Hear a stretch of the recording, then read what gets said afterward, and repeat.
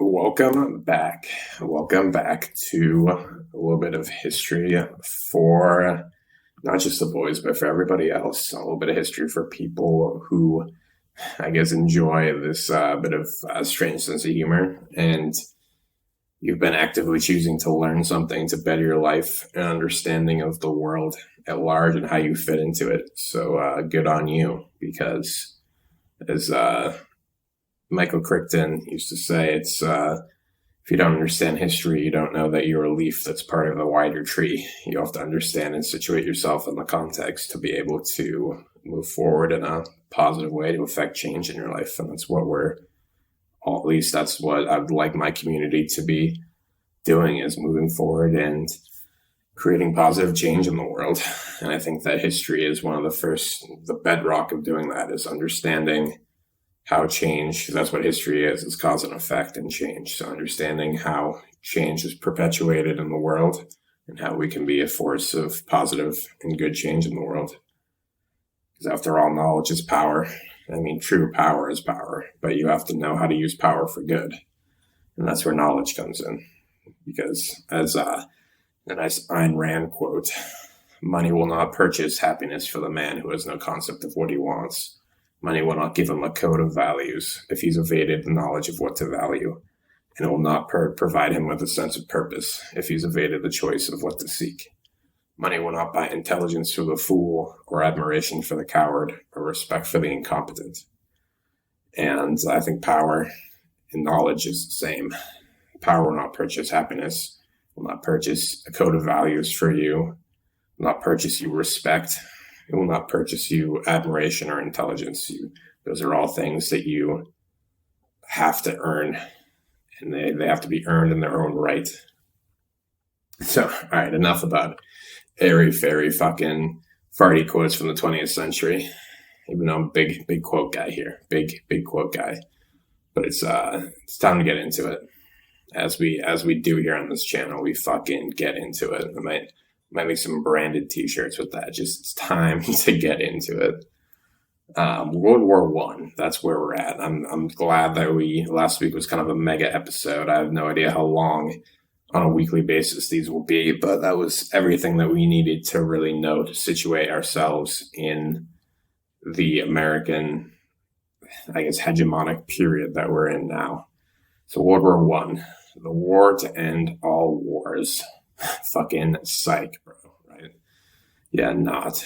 I mean, it was called that because of how bad it was. And, it truly was traumatic for all involved. And this was the war that really brought us into the 20th century. And it as I said last week, during the Spanish-American War, the Spanish were, during that war, in the early 20th century, like, turn of the century to early 1900s, the Spanish were still using wooden ships. And so that's like goes to show you that like there was a bit of a disparity between warfare, between tactics, between technology, between all sorts of stuff. Like people were still very much in the last century.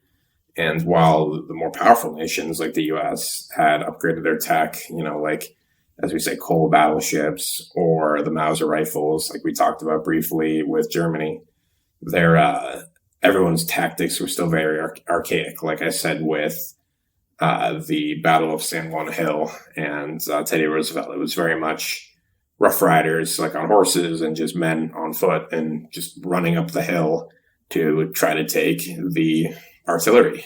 And that was still kind of the tactics. Like Civil War tactics were still very much in effect, like lots of, pickets and bayonet charges, and a little bit less so of, meeting in fields and shaking hands and shooting at each other like it was during the Revolution. Definitely the Civil War was much about the beginnings of trench warfare, but Europe was still kind of, because European warfare in the 1700s was, as I just said, very much everyone line up in a neat, even lines with bright and red, yellow, and yellow uniforms, and with flags and drummers, flutes, and everyone just shook hands. Like the officers shook hands before the battle, and then they just lined up and they fired at the opposing sides. And like all the officers were landed gentry. They were all gentlemen. They were all officers who owned land, and they all had a code of conduct basically that they followed. So before the Geneva Convention, basically, if you were a gentleman, an officer gentleman, then you had a code of conduct that you more or less followed. And this is one of the reasons that the guerrilla tactics that the American colonists during the Revolution used worked. Like, it's not that they were necessarily a better trained army, although they were trained by Baron von Steuben from Prussia, of all places, Germany, Prussia, and from Lafayette from France. But this is one of the reasons World War I was so deadly, is because imagine that mindset of like the landed European gentry and their code of conduct and their shaking of hands and their kind of just, like, let's line everybody up and see who wins. Like, imagine that mindset, that code of conduct driven, duke it out style of warfare. But now we had machine guns, mustard gas, and tanks. Like, yeah, it didn't end well. That's why it was supposed to be the war to end all wars, because the devastation, the suffering was just on a scale unimaginable before that time. And so World War I began as a result, like basically just like Game of Thrones shit, like began as a result of a web of alliances that crisscrossed Europe and parts of Asia and the Middle East. So basically these empires and nations, like as we talked about, there were still empires and nations at this time. But if you remember the difference from last week, like Gold Star, like just to quickly recap, there were still a bunch of empires, but nations were the new thing. Like if you had a nation, blue check mark verified, that was the future. If you're an empire, you were starting to go a little long in the tooth, and that's this war was the end of empires. So these empires and nations had pacts with each other, had alliances. Basically, like if he invades me, you will come to my aid, and if I invade him, then we're gonna have to declare war on him. And like that's all these secret alliances that no one, like, there wasn't a lot of diplomatic visibility, as you'd say. It was basically the doctrine of mutually assured destruction, but that kind of like during the bipolaric period of the USSR and United States later in the Cold War, it was kind of like the doctrine of mutually assured destruction. But unfortunately, all the European powers knew more or less like, oh, those people are aligned and these people are aligned, but they didn't know the alliances were structured so that, like, oh, if he goes to war, then he goes to war, and he goes to war, and he goes to war. So I guess for now we're just lucky that no one had nuclear weapons at this particular moment in time. And so Archduke Franz Ferdinand of the Austro-Hungarian Empire, and if you remember from last week, the Austro-Hungarian Empire is also the Habsburg Empire, so the Catholic Habsburgs, if you remember them and their fun defenestration activities and the shit that they used to like doing. Yeah, the same people. So just a couple hundred years later.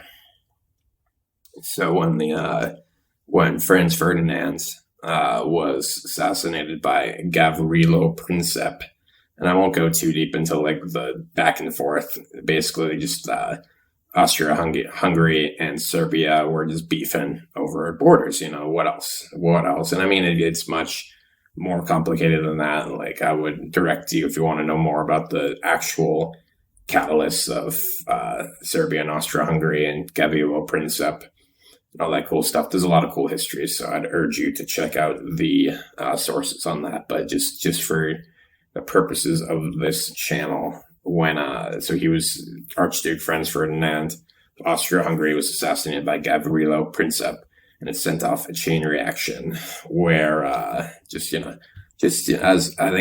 remember a history textbook that I had that was like Europe was a powder keg, and it was at this moment in time. It's a fair analogy. So Serbia, being a smaller nation, even back then, after the assassination, looked to Russia for support, and they're just age-old alliance, essentially. That's the thing about Europe, is just, as I said, like, these families had been in power for generations, and the feuds and the alliances kind of ran through generations, like, you know, like I said, Game of Thrones-esque. And so Austria-Hungary, the Gaviero Princip is basically a terrorist who was part of an organization known as the Black Hand. And he didn't represent the national interests of Serbia, but Austria-Hungary essentially blamed Serbia for allowing this terrorist cell to exist in his nation, and so blamed the nation at large. So it would basically be like the U.S. blaming Afghanistan or Iraq or Yemen for allowing, you know, Al-Qaeda or ISIS or another terrorist cell to kind of turn a blind eye to the terrorist cell that they were allowing to propagate in their country. So it wasn't necessarily, which may or may not be true. Like, it's not that the country may or may not be irresponsible. It's just that the nation at the time blames the other nation at large for what happened because they can't declare war on a terrorist cell. I mean, even though we tried in the 20th century, we declared, or 21st century, we declared war on terrorism, which, you know, we'll get to that. But basically, since Austria-Hungary couldn't declare war on the Black Hand, they declared war on, you know, the nation state of Serbia, because they've held them responsible for allowing this Black Hand, this terrorist group, to be able to operate in their country. And so Serbia looked to Russia for support, because Russia and the Austro-Hungarian Empire had definitely an on-again, off-again relationship with the Habsburgs, where they were friends and they weren't friends, and they were infringing on their borders and they weren't infringing on their borders. So there's already a little bit of beef between Russia and Austria-Hungary. And Germany, making things just fucking simple and easy and being headstrong as fuck. I mean, if you remember, just Prussian troops, Mauser rifles, you're not that guy, bro. Like, just very much the military predominantly power of the time, just immediately declared war on Russia in support of Austria-Hungary. So Austria-Hungary, being right next to Germany, Prussia, you know, was good friends with the Habsburgs, like the Prussian dukes and monarchs and everything like that. Very good friends, very close with the Habsburgs and the Austro-Hungarian Empire. Like, they all were very much kind of in the same ballpark, we'll say. So they declared war on Russia immediately in support of Austria-Hungary, even really before Russia declared war on them or on Austria-Hungary. Serbia basically looked to Russia for support, and then Germany right away was just like, yo, fuck you. And then declared war on Russia's ally, because Russia at that point was allied with France. So Germany immediately declared war both on Russia and on France for being Russia's ally. And then Britain was kind of like, which it's funny at this point, Britain and France used to be huge beefing for centuries. They were just beefing for centuries. At this point in time, friends. Britain and France now friends. And so Britain declares war on Germany in support of Belgium and in support of France. And also declared war on Turkey, which at that point was the then Ottoman Empire, which the Ottomans had been, kind of kicking ass and taking names since like they used to be the Seljuk Turks in like the time of the Crusades, and then they kind of morphed into the Ottoman Empire and took Constantinople, which was the head of the Byzantine Empire. So that became, which was the Eastern Roman Empire. So that became Istanbul after they took it in, I believe it was the 1500s or early 1600s. And so that became the Ottoman Empire. So the Ottoman Empire had much of the Middle East at that point in time. Britain had a little bit of the Middle East. And that was kind of the web of alliances at that point. So Britain declared war on Germany in support of Belgium and France. Turkey and declared war on Turkey because of its alliance with Germany. France declared war, obviously, on Austria-Hungary and Germany. Russia declared war on Austria-Hungary and Germany. And so I'll just put up a nice map or something so you guys can just see like who was battling it. Because, yeah, as you can see, it was just, and this all happened within 9 days. So Gabriel Princip assassinated the Franz Ferdinand, and within 9 days, all these nations just declared war on each other. They're just like, yeah, that's fucking it. And yeah, it all happened. The world changed forever in 9 days. You know, just horrific. Like in the early days, as I said, generals just began sending hordes of men to their deaths using like American Civil War era tactics, like bayonet charges, pickets, and you know, just commonplace. And the death toll in the early days was startling and just horrific. And these generals, these field marshals, quickly began to develop trench warfare, which Americans had kind of already begun to develop during the American Civil War, and Europeans to a lesser degree. But trench warfare just became the predominant warfare, and it's what World War I's known for. If you see any movie, 1917, All Quiet on the Western Front, any of those, they quickly developed this style of warfare, awful warfare called trench warfare, in which they would have their troops build these huge, elaborate, 10-foot deep trenches along the lines of battle. And every now and again, they would, your troops would just be in these annals of trenches, and just obviously just rats and disease and the weather, the elements. Like, most of the time you're outside. Some of the time you're, in a little enclosure. But most of the time, yeah, you're just outside and in these trenches. And every now and again, the generals or the field marshals would have the men, climb out of the trenches and basically try to do a bayonet charge or try to do a picket through no man's land, what was called no man's land, which was the area between the trenches, which was just blackened by artillery and by gas. And we won't go too much into gas, but this is the first and only war that gas, we call them chemical weapons these days, and they're outlawed there against the Geneva Convention. I think the most recent time that we saw them used, I believe, was in Syria most recently, when Assad used what we called chemical weapons, and that's what both sides were using at this point in time. Whereas gas, it was chemical warfare, and if you didn't have a gas mask on, you basically drowned in your own fluids, just awful death.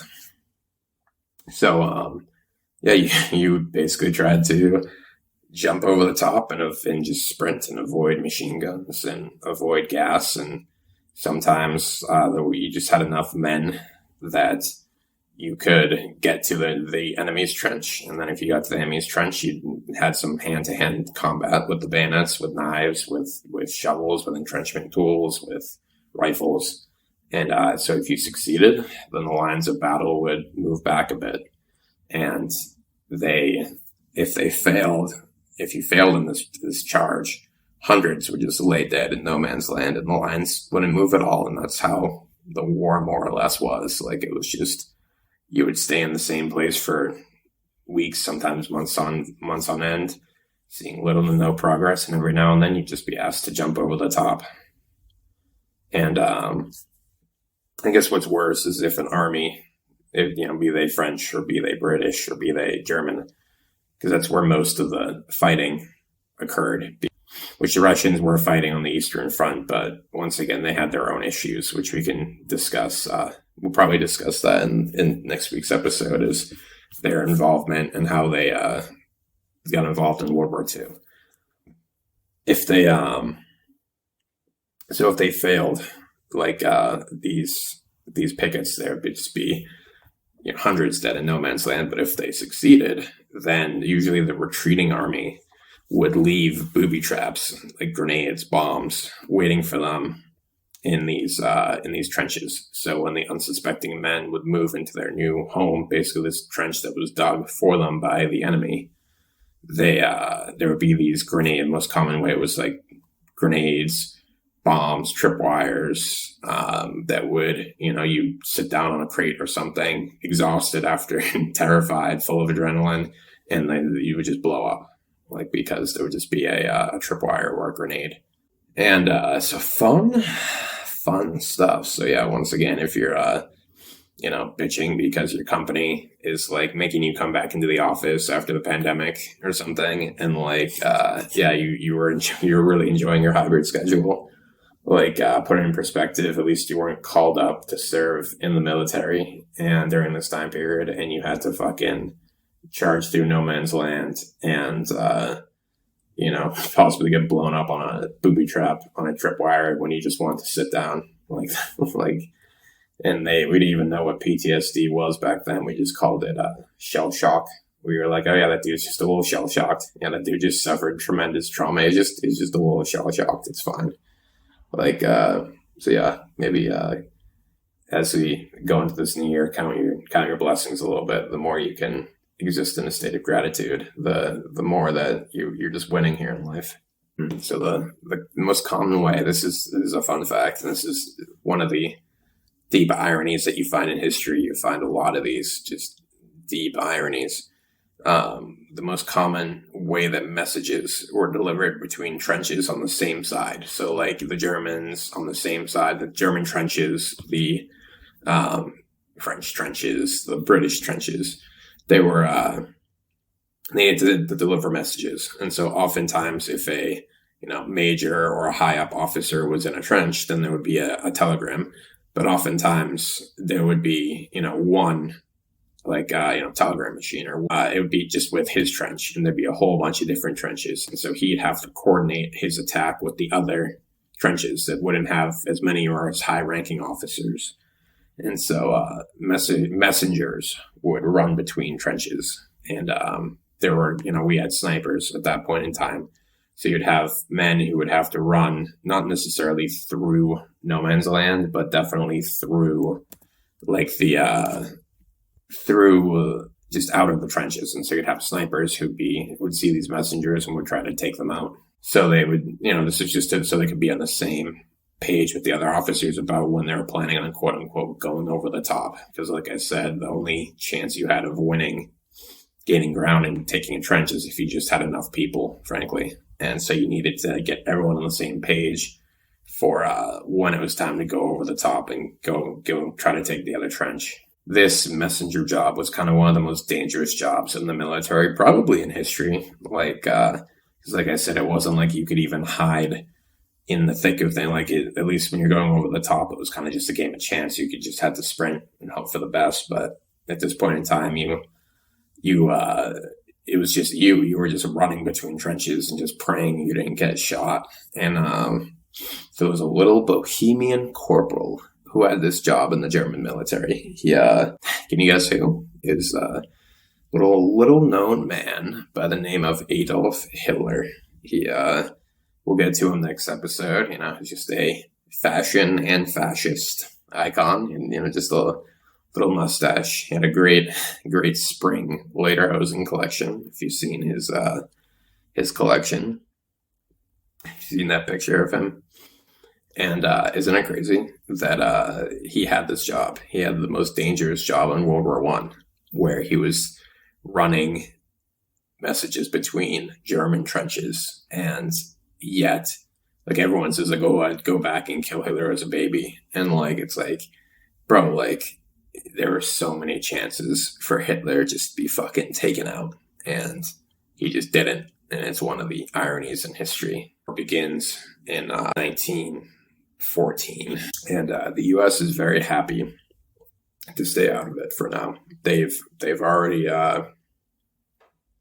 kicked the Spain's ass, kicked the Spanish ass, and shown their dominance. They have no reason to want to get involved in this conflict. They had no, prior hard and fast alliances with with Europe. They have their colon. They have the Monroe Doctrine, which basically says, like we talked about, don't fuck with anything in the Western Hemisphere. They're happy with it. They're happy with their colonial possessions. They aren't part of Europe. And frankly, a weakened Europe isn't like necessarily a bad thing for the U.S. It just allowed them to just play both sides and concentrate on their own interests. And also just during this time, public opinion was just against the war. Like, no amount of yellow journalism was going to make the U.S.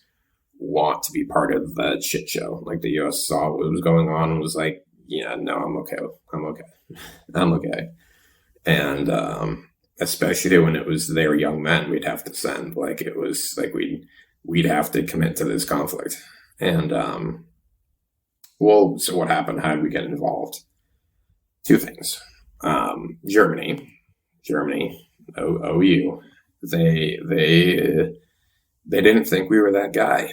You know, they continued to fuck around. They saw us at San Juan Hill, and they said, you know, we don't have to worry about America. America is still this ragtag group of colonists that somehow cobbled together a republic. And yeah, maybe they have some land, but it's only because, you know, no one else. They basically subjugated their native population and kicked Spain's ass. Like, that's all they did. Like, they didn't do anything that great. Like, if they were here, we would have kicked their fucking ass. And so they just continued to fuck around. So the Germans had Unterseeboots, fun German language, or just U-boats. They were undersea boats. They were submarines. They were the first submarines. And the Germans had a policy of unrestricted submarine warfare with these U-boats. And America was basically just like, bro, like, you can't just attack anything you want, like, especially our merchant vessels. Like, the Germans were just attacking American merchant vessels and sinking them and killing people. And Germany was like, bro, like, put it in perspective, your merchant vessels are supplying Britain, like, Britain's an island, and you're supplying Britain with materials. So I'm going to attack your merchant vessels. It's kind of, you know, it's just a very Henry Kissinger, A plus B equals C logical argument. Like, we were not happy about that logic, because we were trying to play both sides of the conflict. We were trying to supply both Germany and England and France with, you know, we were just trying to trade with everybody. And Germany was like happy to trade with us, but anything that was going into Britain, any ships that were going near Britain and trying to trade with them, they were trying to blockade Britain. And so they would just take out our ships. And we were like, Germany, you just better stop that, bro. And Germany was like, or what? Like, you're not that guy, pal. Like, you're not going to get involved. You're not going to, like, we're not scared of you. And so Germany just fucked around a bit too much, and finally ended up sinking the RMS Lusitania, which was a British ship, you know, Her Majesty's ship, but it was a passenger ship. It was a civilian ship. It wasn't even a merchant ship. And so while it was a British ship, it was a passenger ship, and there were 128 Americans who were killed, like, just normal American civilian passengers. Think of it as basically like a little Titanic. Like, there were a good amount, over 100 Americans on it who were killed by the Germans. And so now public opinion began to shift a little bit, because Germany had now killed, you know, over 100 Americans, and these Americans were just trying to live their lives. They were just on this passenger ship trying to just conduct their business, live their lives, you know, go on business trips, go on vacations. They were just living their lives, and Germany killed them. So now Germany was a threat to the average civilian. I guess to put it in perspective too, to think about this, yes, like, Europe is a powder keg, but think about this, like, one archduke is assassinated not even by Serbia, but by Gavril Princip, by a Serbian, and all of Europe goes to war. That's how, like, I don't want to say bloodthirsty, but, like, ready just for war and just dedicated to tradition that Europe was and kind of is to a certain degree, but certainly was. Whereas a nation state, a vessel who's commissioned by a nation state kills over 100 Americans, and we were still like our populace, because it wasn't necessarily our leadership, but it was our populace was still like, I don't know. It seemed like a dumb idea to get involved in this conflict, and it kind of was, but it's just funny the different mindset of a group of nations who have been had a deep history of tradition and monarchy, and when one of their monarchs, not necessarily a king, but one of their landed gentry is assassinated, they were like, fucking war. But now, like, like America was just kind of like, I don't really want to get involved in this, dude. I don't want to get involved, which is kind of a reason why communism became incredibly popular in Europe post World War I, is because the populace began to blame the monarchy and the landed gentry for getting them involved in a war that they didn't necessarily want to be involved in. And that's still, we'll talk about that next week. It's very interesting. But so Germany finally fucked around too much, straw that broke the camel's back, with the Zimmermann telegram. So you had the Lusitania, and then you finally had the Zimmermann telegram, which was it was now they fucked around too much, and it was now time for them to find out. And so the Zimmermann telegram was a telegram issued from the German Foreign Ministry to Mexico.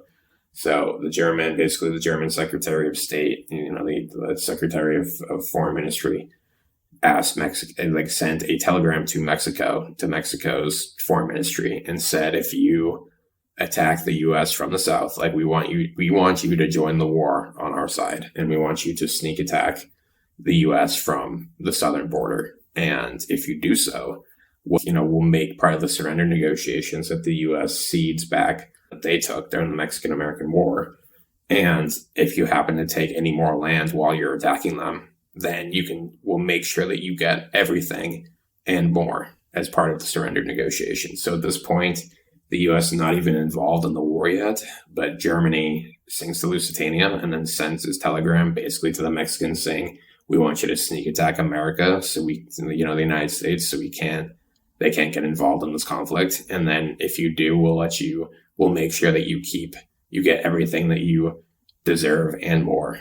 And so it's interesting because Germany, this probably made a lot of sense to Germany, because as we'll talk about, Germany, intensely proud nation. And I think if Mexico had the same cultural values as Germany, this 100% would have worked, because if Mexico was angry and humiliated about the Mexican-American War, which they kind of were to a certain degree, but at the same time, they were still a big nation that were just weren't too overly chuffed about it. We're just kind of happy with peace, and we're happy with the diplomatic relations that they currently had with the United States. And so this telegram was intercepted by Britain, and it was passed along to the U.S. as a gesture of good faith. And I mean, also because Britain really wanted the U.S. to get involved in the war. It just benefited Britain and France to get the U.S. involved in the war.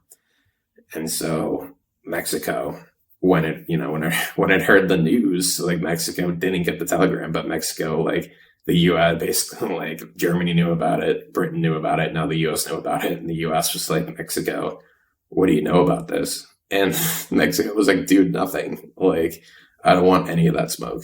I'm not. I wouldn't do that.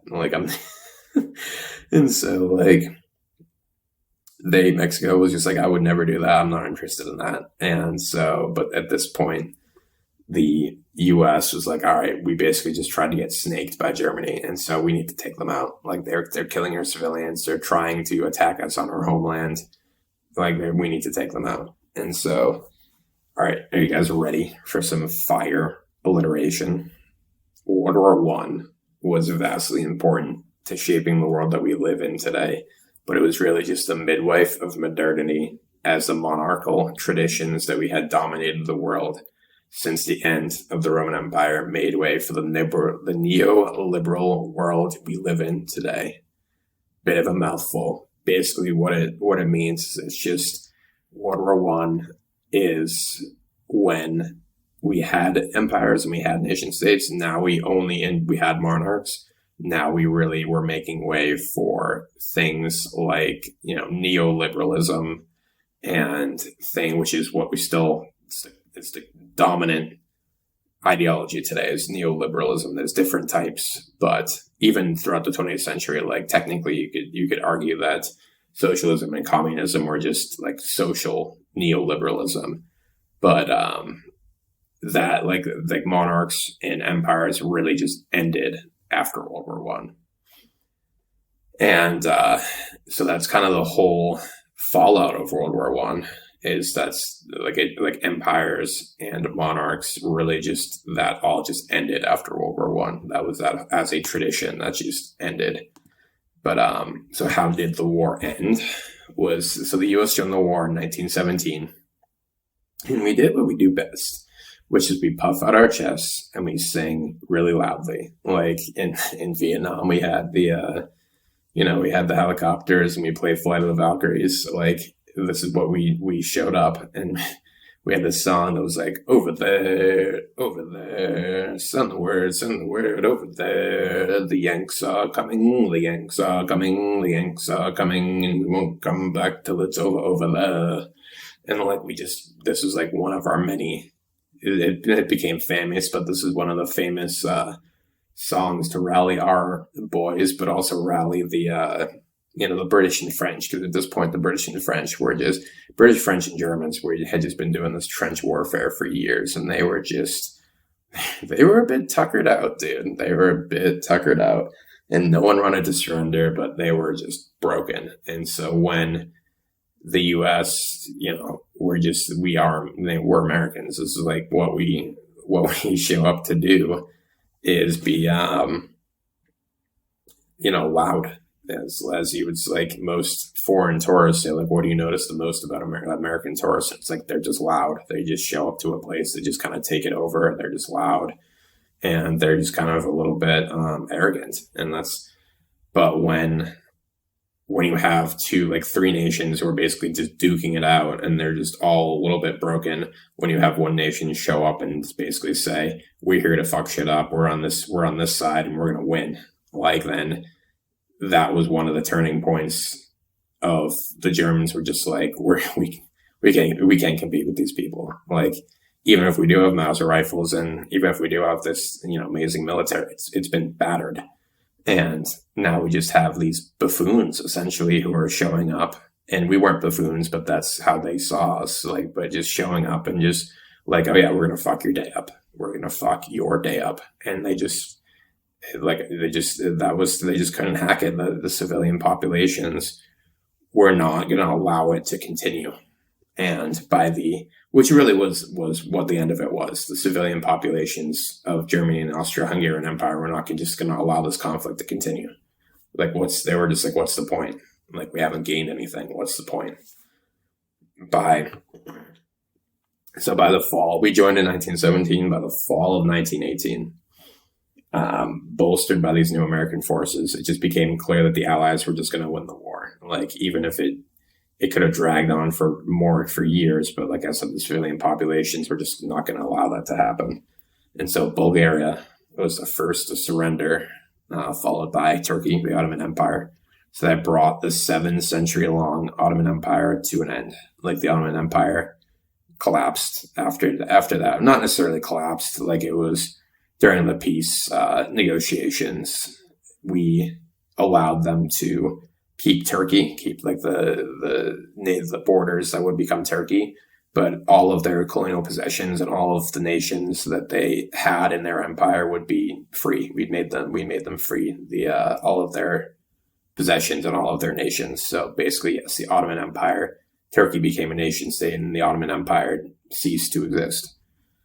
And Austria-Hungary, so facing starvation and civil war, signed an armistice, which split their empire into several. Once again, same thing. We're like, okay, you can keep Austria, but everything else is going to be its own nation. And so this was the end of the Habsburg Empire as we then knew it. Like obviously the Habsburgs is still an incredibly powerful family and exist to this day, not with the last name Habsburg. But this was the end of the Austro-Hungarian Empire and the end of the Habsburg Empire as we then knew it throughout the whole medieval and I guess, Enlightenment period. So Austria still have Austria today. Hungary still have Austria and still have Hungary today. But all those nations facing starvation and civil war we made them break up and become little nations. And so Germany, last one, proud Germany, on the verge of civil war itself. The Kaiser, who's basically, Kaiser just means it's German for emperor, basically, emperor or leader, king. And so the Kaiser abdicated, and Kaiser Wilhelm of all, remember, I said, Frederick and Wilhelm and Friedrich Wilhelm. So Kaiser Wilhelm abdicated, and a new democratically elected leader was asked for an armistice. So he wasn't democratically elected, but he was the new nation was the Weimar Republic. It was a republic, and so they asked for an armistice. And obviously not everyone was the landed gentry, particularly in the military industrial complex. You'd say were very unhappy about this, but the civilian population was about to Marie Antoinette his ass. So it kind of was. He was just scared for his life at a certain point, and he fled Germany, actually. And so the resultant treaty, the Treaty of Versailles, which I'm sure you've heard about, is what will go on to shape the next at least 20 years of foreign policy and give rise to the little bohemian corporal with the funny mustache that we talked about earlier. And so Woodrow Wilson, our president, to his credit, we'll give Woody some nice credit here. He wanted peace terms based on a policy he outlined as the 14 points. And that was the basis for the Pax Americana that would eventually dominate the world post-World War II. And I don't want to give him too much credit, but 14 points, solid piece of foreign policy. And, I guess the world needed 2 bites at the apple to really get it right. But just to give you the gist of the 14 points and what Wilson wanted, he advocated for open diplomatic visibility. So basically, if Russia and Germany have an alliance that's basically I'm going to attack him if you attack him alliance. He basically said those alliances should be used more as a deterrent, more than a quiet because no one, like I said, no one knew about who was friends with who and who had those legally obligating alliances. So he said, all right, so we should have full open diplomatic visibility so everyone knows who's on whose side. And that way we know, because I guess at least with nuclear weapons, it's okay, we know that they have nukes, they have nukes. So we can't, we can't attack them to a certain degree because they might be pushed against the wall and use their nuclear weapons. It was almost a similar thing where he was saying we need to know who's friends with who so we don't attack someone and then realize we're going to be getting into a huge fucking war that we weren't prepared for. Basically just we going to be caught in this web of alliances bullshit again. He wanted absolute freedom of navigation on the seas. So basically was still pretty chuffed about the unrestricted submarine warfare that Germany had been doing. So he was like, hey, we can't be doing that anymore. Merchant vessels, even in times of war, unless you've literally declared war on that particular nation, then sure, all's fair in love and war. But if you're not involved, Switzerland, for example, they should have absolute freedom of navigation of the seas. So even if the world is at war, 2 nations are at war, Switzerland should still be able to engage in free trade with anyone that they want. And that was the next thing, is free trade. Just love that free trade, which America, we love that free trade. It's built our empire. And, no matter, we can talk about tariffs. Tariffs are a good thing, in certain economic climates, but free trade, just love that free trade. And reduction of armaments, that was, basically saying, like reduce all the armaments. He wanted everyone to reduce their armaments just to what was basically necessary to defend their country. Like he didn't want there to be these parades. I'm looking at you, North Korea. Didn't want you to be in these parades or just like nukes or tanks or something like that, like cult of personality type stuff. So pretty smart guy, pretty good vision even for back then. And so French and Belgium, he wanted their territory returned to them by Germany. Seemed pretty fair. And he wanted an independent Polish state, which once again all seems pretty fair.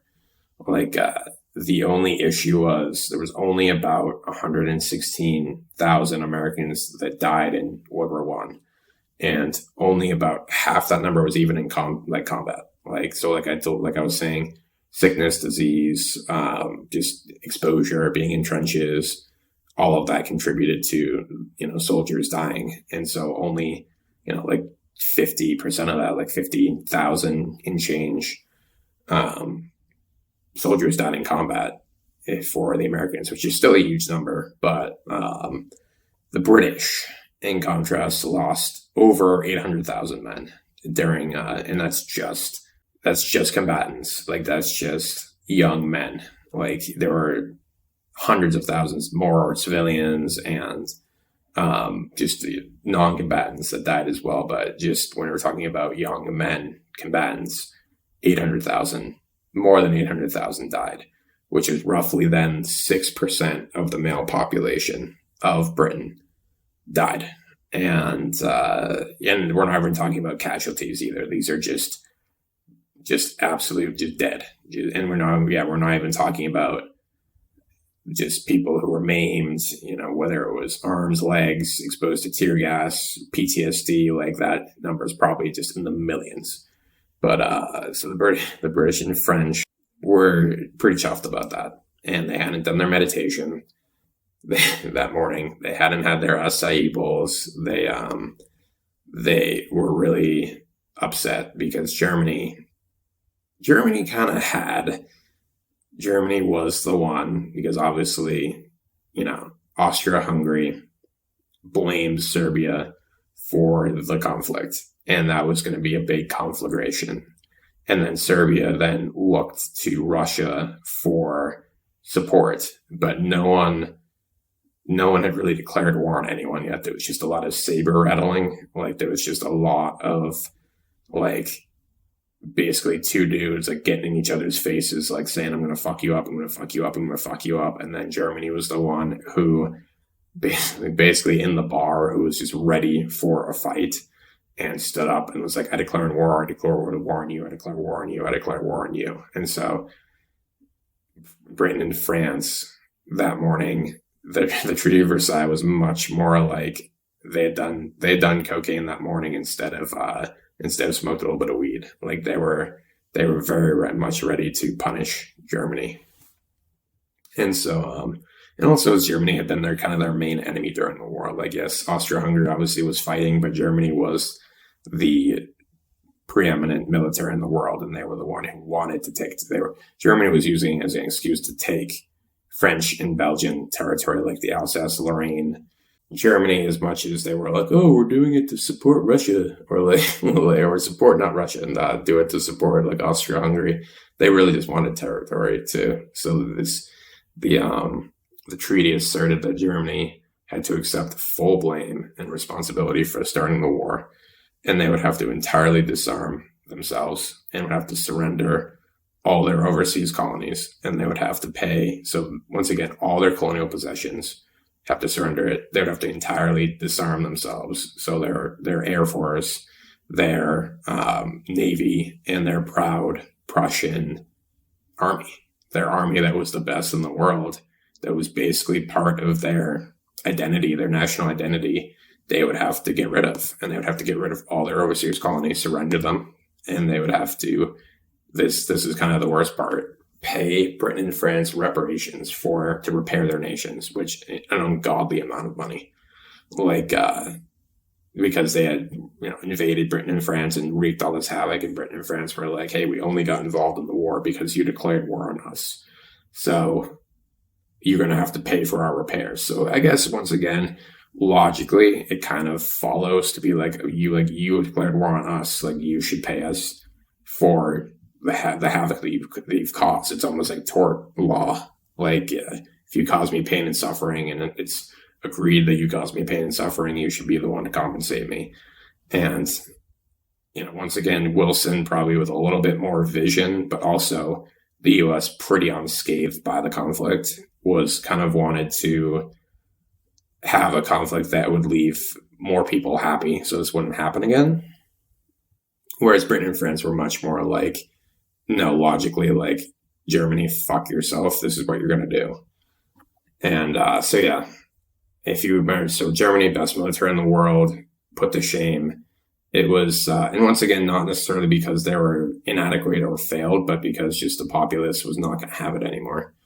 And it was part of the military was just part of their proud national identity. And like I said about Mexico was kind of, I wouldn't say like humiliated by the United States, but lost that war, the Mexican-American War, and lost that territory. So Germany was like, hey, if that were me, I would want that territory back. And Mexico was kind of like, actually, we're just happy existing. Like, we don't necessarily need that territory back. It's just territory. We have plenty of territory.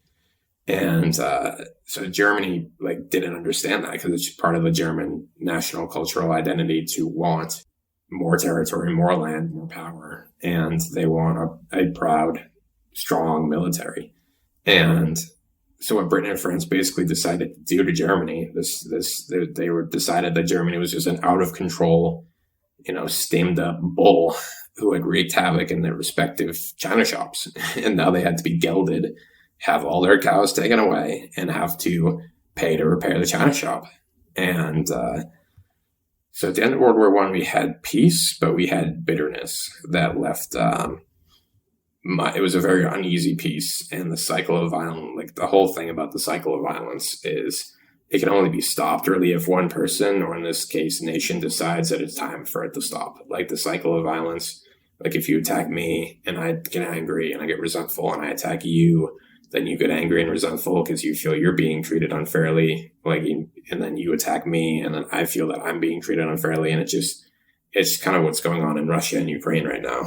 And that's kind of what happened, is that Germany and France and Britain began to just hate each other. Like they just, not only did they hate the elites or whoever they just hated everyone. The Germans hated the French and hated the British.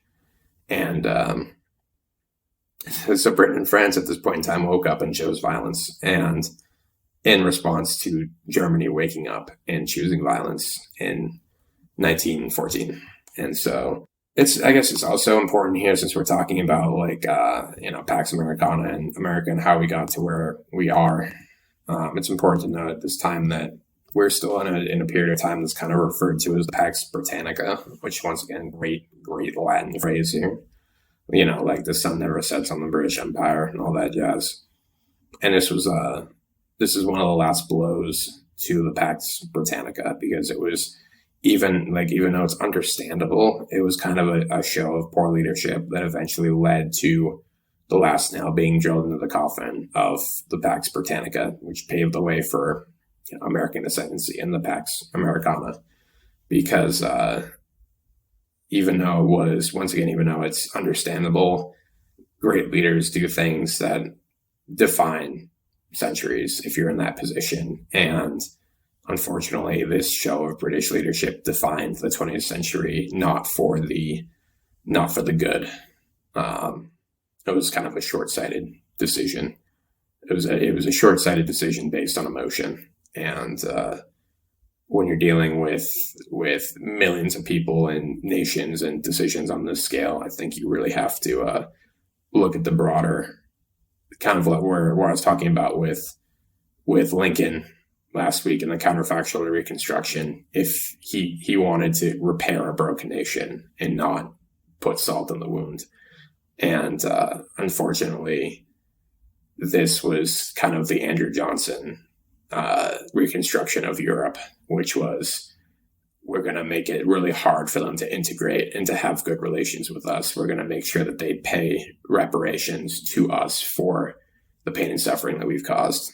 So, I mean, for America itself, like, this conflict it was not a global player. It played the game correctly. It stayed out of the conflict until Germany made several grievous errors of hubris, and then emerged with just great fanfare onto the global stage. Like America showed up, and for all intents and purposes, saved the world. Maybe not save the world in this particular instance, just because Germany and Austria-Hungary were probably just as right and just as wrong as England and France for their role in the conflict. But America was on the come up, and it would only continue to show its clout as we moved into the Roaring '20s and World War II.